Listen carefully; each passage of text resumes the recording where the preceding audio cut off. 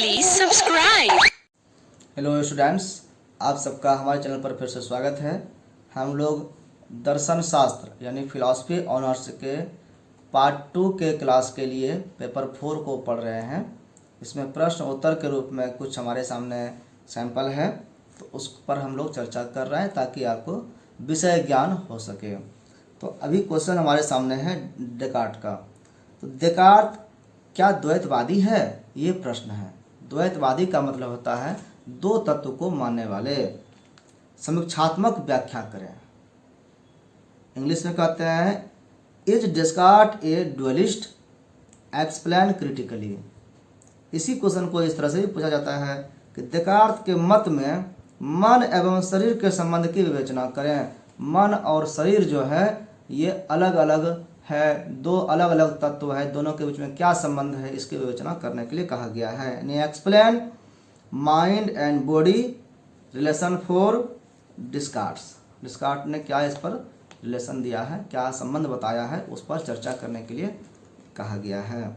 तो हम लोग इस पर चर्चा करते हैं। चर्चा करने के पहले थोड़ा आप लोगों से बात ये कहना चाहते हैं कि पढ़ें इसको, हमारे चैनल पर आए हैं पहली बार आप अगर आए हैं तो सब्सक्राइब कर लें, बेल आइकन दबा लें, घंटी दबा लें, ताकि आपको नए वीडियो भी आपको समय पर मिले और वीडियो अंत तक देखें ताकि इसके निष्कर्ष को भी आप अच्छी तरह से समझ सकें और वीडियो लाइक एंड शेयर करें और अन्य लोगों को भी प्रेरित करें। तो देखते हैं हम इसका आंसर क्या है, किस तरह का क्या बात इसमें हो रहा है। डेकार्ट क्या कहते हैं, इनका क्या मत है। डेकार्ट के अनुसार, डेकार्ट जो अपना विचार रखते हैं उनके अनुसार पदार्थ किसे कहते हैं, तो पदार्थ उसे कहते हैं जो हमारे जानने पर निर्भर नहीं करते हैं। मतलब हम जाने तो पदार्थ है वो, नहीं तो वो नहीं है। यानी किसी वस्तु का अस्तित्व हमारे जानने या न जानने पर निर्भर नहीं करता हो, उनका अपना स्वयं अस्तित्व हो, उसे पदार्थ कहते हैं। पदार्थ का अर्थ ही होता है अपने आप पर निर्भर रहने वाला या करने वाला, जो खुद पर निर्भर है। वस्तु है तो वस्तु किसी पर निर्भर नहीं रहता है कि हमको कोई जाने कि हम हैं तब मेरा अस्तित्व रहेगा, नहीं कोई जानेगा तो हम नहीं रहेंगे, ऐसी बात नहीं है। उनका खुद का अपना अस्तित्व होता है। आत्मनिर्भर होना अपने अस्तित्व का यह स्वयं कारण होता है। यानी अपने होने का वो कारण वो स्वयं होता है, कोई और कारण उसका नहीं होता है। वह स्वतंत्र होता है तथा निरपेक्ष होता है। स्वतंत्र मतलब उसका अपना अस्तित्व है और निरपेक्ष का मतलब किसी के जानने न जानने पर वो निर्भर नहीं करता है। निरपेक्ष पदार्थ तो एक ही होता है या हो सकता है, डेकार्ट ने उसे ही ईश्वर कहा है। पूर्ण निरपेक्ष यानी किसी से कोई मतलब नहीं, किसी पर कोई डिपेंडेंसी नहीं, ऐसा तत्व जो है वो दुनिया में तो एक ही हो सकता है। डेकार्ट ने उसे ईश्वर माना है। डेकार्ट पदार्थ में भी अब उस ईश्वर को अगर छोड़ देते हैं तो उसके अलावा जो दुनिया में जितने भी अन्य पदार्थ हैं उसमें कह रहा है कि उसमें भी वो द्वैतवादी हैं। यानी दो प्रकार के पदार्थ मानते हैं। पदार्थ दो प्रकार के होते हैं, एक निरपेक्ष पदार्थ और दूसरा सापेक्ष पदार्थ। एक निरपेक्ष हो गया, दूसरा सापेक्ष हो गया। सापेक्ष पदार्थ को मानना बहुत आवश्यक है। बिना सापेक्ष को माने हम दुनिया का वर्णन नहीं कर सकते हैं। सापेक्ष पदार्थ यदि नहीं होता तो निरपेक्ष पदार्थ का कोई अर्थ नहीं होता। यानी कोई सबसे जुड़ा हुआ है तभी तो कोई नहीं जुड़ा है ये कह सकते हैं। यानी दुख के होने पर ही सुख का एहसास होता है, सुख का महत्व है। झूठ होने पर ही सत्य का एहसास होता है, उसका महत्व है। यानी बुराई अगर दुनिया में है तभी अच्छाई का महत्व है, ये समझना बहुत ही जरूरी है। राम का महिमा तभी संभव हुआ जब रावण जैसे लोग थे, कंस थे, तभी कृष्ण का महिमा उजागर हुआ। यानी परीक्षा लेने के लिए बुराई तो रहता है। इसी तरह से कहा गया कि सापेक्ष पदार्थ है दुनिया में तभी निरपेक्ष का अर्थ समझ में आता है। इसलिए सापेक्ष को मानना बहुत ही आवश्यक है। सापेक्ष पदार्थ वह है जो अपने अस्तित्व के लिए किसी दूसरे पदार्थ पर निर्भर होता है। अपने अस्तित्व वो खुद स्वतंत्र नहीं होता है, किसी अन्य पदार्थ पर डिपेंडेंट होता है, उसके कारण इसका अस्तित्व होता है, ऐसा हम कहते हैं। इस प्रकार डेकार्ट जो है दो प्रकार के पदार्थ मानते हैं, एक सापेक्ष पदार्थ, एक निरपेक्ष पदार्थ। सापेक्ष पदार्थ के भी दो प्रकार होते हैं, आत्मा और जड़ पदार्थ यानी शरीर, यानी आत्मा अलग है, शरीर अलग है। ये दो प्रकार के पदार्थ हुए, ये दोनों सापेक्ष हैं। आत्मा भी सापेक्ष है और शरीर भी सापेक्ष है, निरपेक्ष दोनों में से कोई नहीं है। आत्मा और जड़ पदार्थ यानी मैटर्स जो है अपने अस्तित्व के लिए, यानी दोनों शरीर और आत्मा दोनों अपने अस्तित्व के लिए एक निरपेक्ष पदार्थ यानी ईश्वर पर निर्भर करते हैं। इस तरह देकार्त के दर्शन में निरपेक्ष और सापेक्ष पदार्थों का द्वैत तो है ही, साथ ही साथ सापेक्ष पदार्थों में भी द्वैत है। द्वैत का देखिए कहाँ, हर जगह द्वैत इनको दिखता है। पहले ईश्वर और दुनिया के बीच में देखा तो वो निरपेक्ष, ये दुनिया सापेक्ष हो गया। दुनिया में अगर आते हैं, व्यक्ति पर आते हैं, तो व्यक्ति में आत्मा जो है और ये दोनों दो प्रकार के आ गए, आत्मा और बॉडी, तो शरीर, तो ये दोनों दो प्रकार को मान करके द्वैत हो गया। लेकिन ये दोनों जो है सापेक्ष है, क्योंकि ईश्वर इसके सामने निरपेक्ष है। सापेक्ष पदार्थ में भी द्वैत है, यानी आत्मा और शरीर में अलग अलग बात है। ईश्वर असीम पदार्थ है। अब ईश्वर का हम तुलना कर नहीं सकते हैं, उसके बारे में सब कुछ जान नहीं सकते हैं, इसलिए वो असीम है, उनकी सीमा हम नहीं जान सकते, असीम है हमारे लिए। तो आत्मा और जड़ पदार्थ ससीम है, उस ईश्वर के सामने इसकी सीमा है, छोटी सीमा है, इसलिए ये ससीम है। पारमार्थिक दृष्टि से आत्मा और जड़ पदार्थ भी असत्य नहीं है, यानी ये भी सत्य है कि इसका अस्तित्व है, लेकिन सीमित रूप में है, ससीम है। पदार्थ के अनिवार्य, सार्वभौम और अविच्छेद्य गुण को धर्म कहा जाता है। धर्म क्या है? धर्म किसको कहते हैं? एट्रीब्यूट किसको कहते हैं? धर्म कहते हैं किसी पदार्थ के वैसे गुण को। हर पदार्थ का अपना गुण होता है, यानी जिसको धर्म कहते हैं। तो वो गुण कैसा होता है? बोला गया ऐसा गुण जो अनिवार्य होता हो, उसमें हमेशा रहने वाला हो, और सार्वभौम हो, सबके सामने उसका ये गुण दिखता हो, और अविच्छेद्य हो, उससे अलग नहीं किए जा सकने वाला हो, यानी उससे अलग उसका गुण कर दें ऐसा नहीं हो। तो ऐसा अगर गुण है तो वो उसका धर्म कहलाता है। धर्म पदार्थ से अलग नहीं हो सकता, ये हम स्पष्ट रूप से कह सकते हैं। पदार्थ को खंडित किए बिना धर्म को उसे पृथक नहीं किया जा सकता। अगर उस पदार्थ से धर्म को अलग करना है तो बिना उसको तोड़े मरोड़े पिघलाए कुछ किए, बर्बाद किए बिना उसको हम उसके धर्म को बदल नहीं सकते हैं। निरपेक्ष पदार्थ जो होते हैं ईश्वर के अनंत धर्म है। अब ये जो वस्तु है सापेक्ष वस्तु, सापेक्ष पदार्थ, इसके तो जब सीमित है ये, तो इसका धर्म भी, गुण भी सीमित होगा। लेकिन जब ईश्वर से तुलना करेंगे तो ईश्वर का गुण भी असीमित है, तो धर्म भी असीमित है। सापेक्ष पदार्थ के शांत है, यानी इसका अंत है, उसका अंत नहीं है, यानी अनंत है वो। आत्मा का धर्म चिंतन है। अब शरीर पर आते हैं तो शरीर और आत्मा, यहाँ दो चीज दोनों सापेक्ष हुए। तो आत्मा का क्या गुण है? तो उसका धर्म है चिंतन, यानी चिंतन आत्मा करना है। आत्मा का गुण जो है चिंतन करना है, यानी उसका ये धर्म है। और जड़ पदार्थ का धर्म विस्तार है, और शरीर का एक गुण है विस्तार होना, फैलाव होना, एक्सटेंशन होना।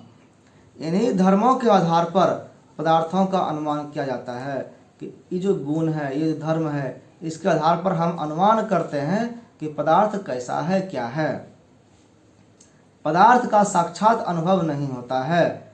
पदार्थ को हम डायरेक्ट ऐसे नहीं जानते हैं, उसके गुण को देख करके हम जानते हैं कि ये पदार्थ यहाँ पर है।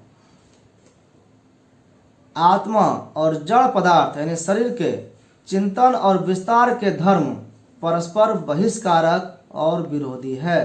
आत्मा और जो शरीर है दोनों का गुण अलग अलग हो गया। उस आत्मा का गुण हो गया चिंतन करना, शरीर का गुण हो गया विस्तार होना। दोनों एक दूसरे का विरोधी है, यानी अपोजिट है। चिंतन की व्याख्या के लिए न तो विस्तार की आवश्यकता है और न विस्तार की व्याख्या के लिए चिंतन की आवश्यकता, यानी दोनों एक दूसरे पर निर्भर नहीं करता है। दोनों में उभयनिष्ठ तत्व का अभाव है। कोई ऐसा कॉमन चीज दोनों में नहीं है जो आत्मा में भी हो और शरीर में भी हो। दोनों एक दूसरे से स्वतंत्र है, सापेक्ष पदार्थ धर्म है। आत्मा और जड़ पदार्थ यानी शरीर का द्वैत मनुष्य में स्पष्ट दिख पड़ता है। मनुष्य में इन दोनों अलग अलग चीज़ है, इसका द्वैत आसानी से दिख जाता है। मनुष्य को एक आत्मा और एक जड़ात्मक शरीर भी है। मनुष्य के पास दो चीज़ है। मनुष्य मतलब उसमें दो चीज़ हम बोलते हैं, एक आत्मा है, एक उसका जड़ पदार्थ शरीर है।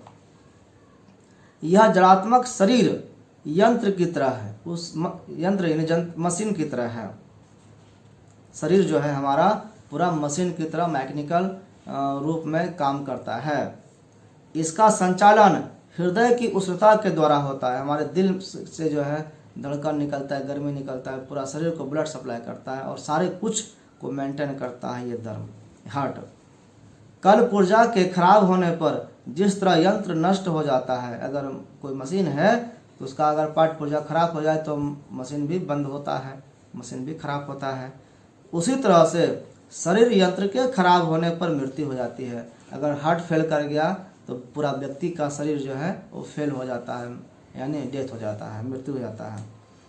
ईश्वर ने एक विशेष रचना द्वारा शरीर यंत्र में आत्मा का प्रतिष्ठान किया है। इस शरीर का जो रूपी मशीन है, इसमें आत्मा को बैठाया गया है ईश्वर ने एक विशेष प्रक्रिया के द्वारा। आत्मा और शरीर में वही संबंध है जो एक घुड़सवार और घोड़े में है। एक सवारी और सवार में जो गुण है, जो रिलेशन है, वही यहाँ पर बताया गया है कि ये शरीर मान लीजिए अगर घोड़ा है तो इसमें घुड़सवार के रूप में आत्मा है जो इस शरीर को चलाने का काम करता है। जिस तरह चालक मोटर चलाता है उसी तरह हमारी आत्मा शरीर का संचालन करती है। चालक और मोटर में कोई तुलना और समानता नहीं है। उसी तरह आत्मा और शरीर भी जो है परस्पर विरोधी होते हुए भी एक साथ रहता है, संचालन करता है। आत्मा और शरीर के बीच के घनिष्ठ संबंध को हमारा अनुभव क्षण क्षण भी साथ रह सकते हैं। हम अनुभव से उसको जानते हैं। किसी भयानक सर्प को देख करके, अगर सामने अचानक कोई कालजयी सर्प आ जाए, विकराल सर्प, तो आँख के पर्दे डर से फट जाते हैं। तो ये तो आँख का असर हुआ। साथ ही इस बात का भी संवेदना होता है कि सामने कोई काल मुँह बाए खड़ा है, इसके कारण हम मर सकते हैं, हमारा पूरा मशीन फेल हो सकता है। बाद में सर्प के पूर्व ज्ञान से, लेकिन सर्प के बारे में ये डर तभी पैदा होता है जब हम पहले से जानते हैं कि सर्प के कारण मशीन फेल होता है, हम मर सकते हैं। ये पहले से ज्ञान रहेगा तो फटाक से मेमोरी में वो सामने आ जाएगा और डर करके हमारा पैर ऑटोमेटिक पीछे की ओर खिंचा जाएगा कि हम उससे दूर भागने लगेंगे। कई डेग हम पीछे खिसक जाते हैं। इसका स्पष्ट अर्थ हुआ कि बाहरी पदार्थ जो सामने अगर हम देख लेते हैं तो उस पदार्थ से शारीरिक संवेदनाएं उत्पन्न होती है। आँखों पर, आँख ने देखा, आँख बंद रहेगा, सामने सांप खड़ा है तो क्या फर्क पड़ता है, कुछ नहीं पता है। जैसे आँख खोले और सामने सांप दिख जाए तो संवेदनाएं बाहरी संवेदनाएं हैं, लेकिन शरीर पर प्रभावित करता है, वो प्रभाव डालता है। वो तो संवेदनाएं शरीर में उत्पन्न करती है जो हमारे चेतन आत्मा को भी प्रभावित करती है। तो संवेदनाएं पहले शरीर में उत्पन्न हुआ और शरीर की संवेदनाएं फिर आत्मा की संवेदनाएं बन जाती है, उसको प्रभावित करती है। इसी प्रकार तो ये शरीर से मन की ओर, आत्मा की ओर संवेदनाएं गई। उसी प्रकार कहा गया कि मानसिक चिंता से, अगर मन में हमारा चिंता घुसा हुआ है, हम टेंशन में अगर हैं तो चिंता से हमारा शरीर भी छीन पड़ता है। ऊपर से भी संवेदनाएं आती है, मन की संवेदनाएं, आत्मा की संवेदनाएं शरीर को बर्बाद करती है। मतलब चिंता भी शरीर को खाती है, जो हमारी तो शरीर को छीन कर देता है। आत्मा और शरीर के घनिष्ठ संबंध को, जो इस दोनों के बीच में एक दूसरे तरफ संवेदनाएं बढ़ने का जो संबंध है, इसको अस्वीकार करना शरीर विज्ञान और मनोविज्ञान के सत्यों को अस्वीकार करना है। यानी इसको अस्वीकार हम नहीं कर सकते हैं। अगर हम शरीर विज्ञान यानी बायोलॉजी को मानते हैं, मनोविज्ञान यानी साइकोलॉजी को मानते हैं, तो दोनों के बीच में संबंध है, इसको जानना आवश्यक है। इसको हम अस्वीकार नहीं कर सकते हैं। अब कहा गया कि दर्शन में क्या बात है, जब शरीर विज्ञान उसमें बायोलॉजी में पढ़ ही रहे हैं, मन विज्ञान हम साइकोलॉजी में पढ़ ही रहे हैं, तो फिलॉसफी का क्या योगदान है। तो कहा गया कि आत्मा और शरीर में क्रिया प्रतिक्रिया जो हो रहा है, एक दूसरे से संबंध में जो आदान प्रदान होता है, संवेदनाएं जो शरीर से आत्मा को प्रभावित करती है, आत्मा की संवेदनाएं शरीर को प्रभावित करती है, ये जो क्रिया प्रतिक्रिया है, एक्शन एंड रिएक्शन के संबंध की व्याख्या करना, इन दोनों के बीच में पुल बनाने का काम, इन दोनों के बीच के संबंध को स्पष्ट करने की काम जो है वो दर्शन का मुख्य लक्ष्य होता है। यानी फिलॉसफी मनोविज्ञान को और बायोलॉजी को जोड़ देता है। इस परस्पर क्रिया प्रतिक्रिया की व्याख्या देकार्त तुलना से करना चाहते हैं। देकार्त तुलना करते हैं, जिस प्रकार घोड़े को एड़ लगाकर पैर से एड़ी मार करके घोड़े को स्पीड बूस्टअप करता है, सवार उत्प्रेरित करता है कि और स्पीड चलो और तेज दौड़ो, उसी प्रकार आत्मा भी शरीर को प्रभावित करती है। शरीर पर सवार है आत्मा तो वो उस शरीर को प्रभावित करता है। जिस तरह घोड़ा सवार के शरीर में, और घोड़ा क्या करता है, घोड़ा भी चलता है तो उस पर बैठा हुआ व्यक्ति में भी, सवारी में भी कंपन और गति कंपायमान हो जाता है, चलायमान हो जाता है। जितने स्पीड से घोड़ा चलता है उतने स्पीड से उस सवारी जो बैठा हुआ घुड़सवार है उसका भी गति वही हो जाता है। तो मतलब कहा गया कि जिस तरह घोड़ा सवार के शरीर में गति और स्पंदन उत्पन्न करता है, उसी प्रकार शरीर भी आत्मा और आत्मा की चेतना को उस्काता है। शरीर से आत्मा प्रभावित होता है और आत्मा शरीर को प्रभावित करता है। देकार्त का यह परस्पर क्रिया प्रतिक्रिया का सिद्धांत आने वाले युग के लिए समस्या बन गया। अब इसको कोई स्पष्ट रूप से स्वीकार नहीं कर पाने लगा। देकार्त न केवल चिंतन और विस्तार को द्वैत मानते हैं, ये चिंतन को भी और विस्तार को, दोनों को द्वैत मान लिए, दो तरह के हुए, बल्कि ये धर्मों की अभिव्यक्तियों में भी द्वैतवादी हैं और धर्म की अभिव्यक्ति भी दो तरह से होते हैं, ऐसा इन्होंने मान लिया।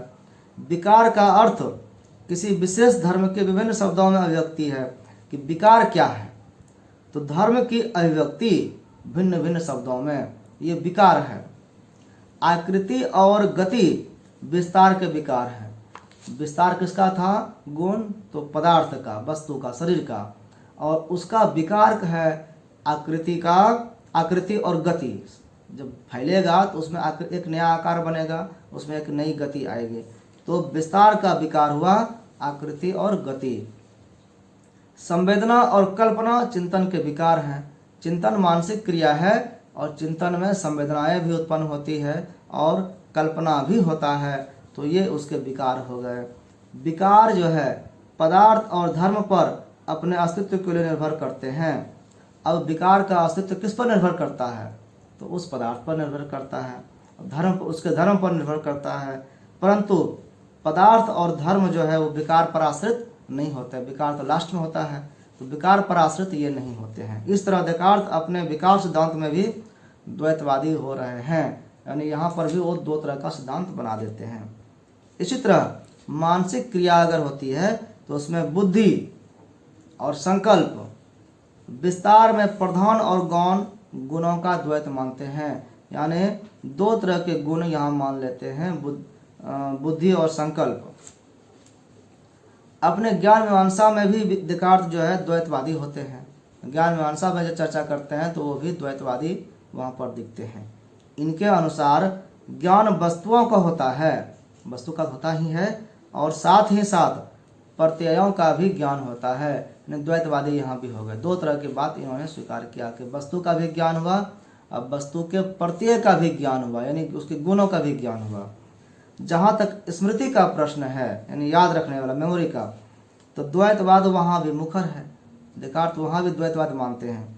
भौतिक वस्तुओं की स्मृति और मानसिक तथ्यों की स्मृति, भौतिक वस्तु ऐसा था और मन में जो याद है उसका भी स्मृति, यानी दो तरह का स्मृति यहाँ पर दिखा करके द्वैतवाद इसमें भी है, मान लिए। सत्य में भी तो आकार और वस्तु का भेद देकार्त मानते ही हैं कि हर जगह ये द्वैत मान रहे हैं। सत्य की विशेषताओं यानी अस्पष्टता और उसका भिन्नता क्या है में भी ये द्वैतवादी हैं। जहाँ तक उनके दर्शन में सिद्धांतों के द्वैत का प्रश्न है वहाँ भी द्वैतवादी ही है देकार्त। क्वेश्चन आ सकता है कि देकार्त द्वैतवादी हैं कि एकवादी हैं, तो द्वैतवादी हैं वो।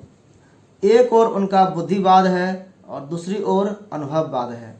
रैशनलिज्म और इम्प्रेसिज्म दोनों को स्वीकार करते हैं। यह बात सही है कि अनुभववाद की वृत्ति जो है वो गौण है। इसी तरह अध्यात्मवाद और भौतिकवाद, प्रकृतिवाद और रहस्यवाद में धर्म और दर्शन का द्वैत परिलक्षित होता है, यानी द्वैत हर जगह इनका लागू है।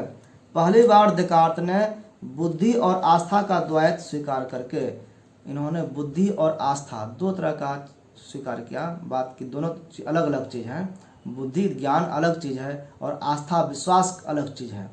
तो इसको स्वीकार करके दर्शन और धर्म को पृथक किया है कि बुद्धि का प्रयोग करके करते हैं तो दर्शन कहलाता है और आस्था का प्रयोग करते हैं तो धर्म कहलाता है। दर्शन बुद्धि का संबल होता है, दर्शन जो है बुद्धि से संबंधित है और धर्म आस्था का। इस तरह शरीर और आत्मा के द्वैत के आधार पर शरीर विज्ञान और मनोविज्ञान की दो विभिन्न धाराएं चल पड़ी, दो अलग अलग सब्जेक्ट भी पढ़ाई होता है। इतना ही नहीं, उनके दर्शन में एकवाद और द्वैतवाद का द्वैत वर्तमान है। ये एकवाद को भी मानते हैं और द्वैतवाद को भी मानते हैं। देकार्त एकवादी कैसे है? तो एकवादी इस अर्थ में है कि इनके अनुसार एक ही अनंत पदार्थ ईश्वर जो है वही सत्य है, वही निरपेक्ष सत्ता सत्य है। तो इस मामले में तो एकवादी हो गए। इसी ईश्वर ने अन्य पदार्थों की रचना की। इस दृष्टि से असत्य पदार्थ तो ईश्वर पर आश्रित हो जाते हैं और ईश्वर ही एकमात्र वास्तविक पदार्थ रह जाता है। परंतु यहाँ एकवादी तो हो गए, इसके साथ ही देकार्त की द्वैतवादी प्रकृति इस बात को मानने के लिए विवश करती है कि उनका निरपेक्ष पदार्थ भी सापेक्ष पदार्थ की तार्किक अनिवार्यता महसूस करता है।